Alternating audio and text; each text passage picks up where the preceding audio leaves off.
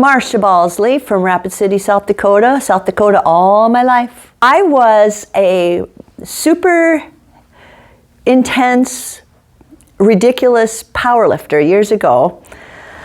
I herniated a disc in my back and doing a deadlift on the wrong way, totally wrong way, and bad posture, and herniated a disc. So I was in powerlifting, but I was terrible. I was anorexic, and so my diet consisted of candy bars, Snickers, because they had peanuts in them for protein, and caramel for milk, and chocolate for energy. That was my nutrition, and Diet Coke, like all the time, 6 or 7 cans a day. And I was like 9% body fat and proud of it. And I could outbench any guy in the gym. And it was my God in a bad way. It was consuming.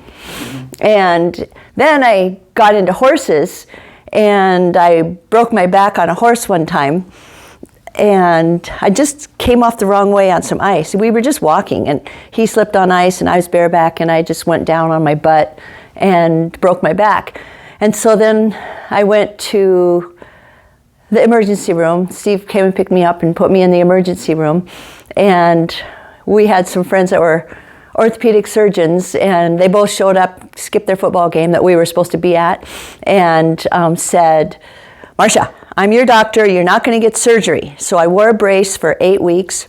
My mom got me here, and so I started here, and my DEXA scan, I haven't had many, but I like this because it really seems to keep me maintained physically. I don't work out at all anymore, and I hardly ride horses anymore, but it seems to maintain my muscle strength for pretty well. At first I was really skeptical, because what the heck can you do in 10 minutes once a week in a gym when I used to work out for 2 hours 4 or 5 times a week in a gym.